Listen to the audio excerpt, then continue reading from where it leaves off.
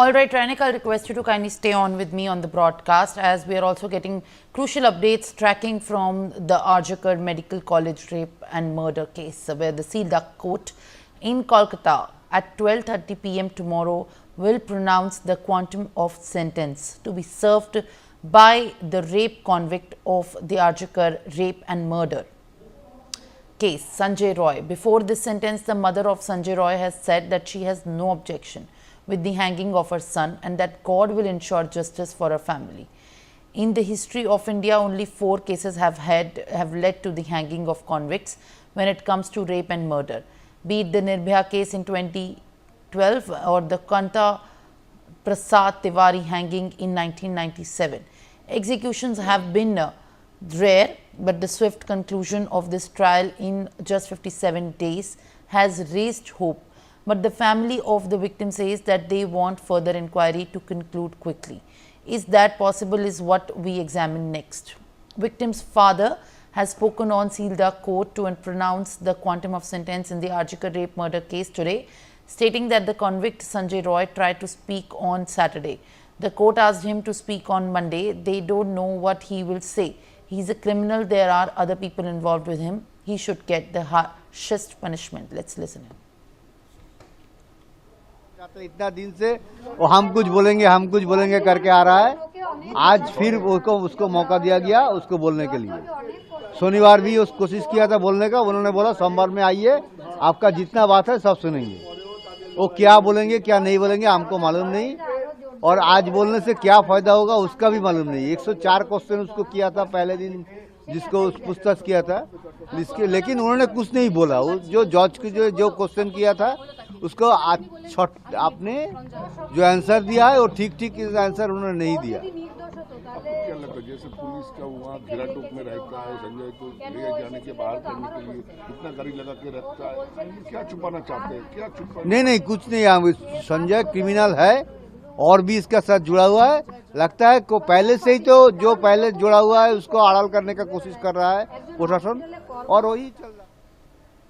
My colleague Renik is joining me live on the broadcast. Renik, now the victim's father has spoken out and they are requesting and urging the court to consider giving the harshest punishment to the accused Sanjay Roy, where the influence of Sanjay Roy's contacts could also potentially result in him not being served the deserving harshest punishment possible.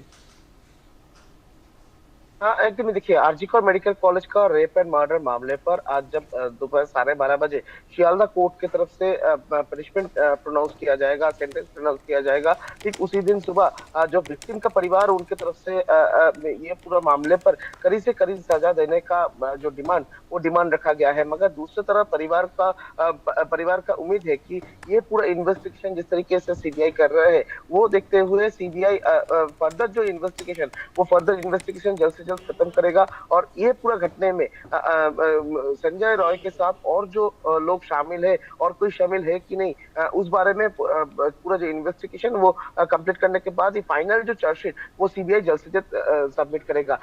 Sealdah court में शनिवार को जब संजय रॉय को produce किया गया था, उनका जो वर्डिक्ट था वो वर्डिक्ट डे पे उनको जब प्रोड्यूस किया गया था, वर्डिक्ट देने के टाइम पर संजय रॉय की तरफ से अपील रखा गया था जस्टिस के सामने कि उनको कुछ बोलने दिया जाए। संजय राय का कहना था कि मैंने कुछ नहीं किया है, मैं इसके साथ इन्वॉल्व नहीं हूँ, मुझे जो कहा गया था मैं वही किया है। और ये जो बयान दिया था उसके बाद ही जस्टिस की तरफ से कहा गया था आपको जो बोलना है सोमवार को आइए, सोमवार को बताएंगे, सोमवार को आपका बात सुनेंगे। और आज ही संजय रॉय जो कि आरजीकर मेडिकल कॉलेज का ये जो सेकेंड ईयर पीजीटी स्टूडेंट का रेप एंड मर्डर मामला है, इस मामले का मेन दोषी जिसको ठहराया गया है शियालदा कोर्ट की तरफ से, वो संजय रॉय की तरफ से आज बयान दिया जाएगा कि उनकी तरफ से जो कहना है वो आज कोर्ट के सामने कहेंगे, और कोर्ट के सामने कहने के बाद ही कोर्ट की तरफ से जो सेंटेंस है वो सेंटेंस प्रोनाउंस किया जाएगा। आज दोपहर 12:30 बजे के बाद ही शियालदा कोर्ट में ये जो मामला है ये मामला को रिज्यूम किया जाएगा, और इस मामले पर संजय रॉय को क्या क्या सजा मिल सकता है, इसका एक सूचना कोर्ट की तरफ से शनिवार को ही दिया गया था।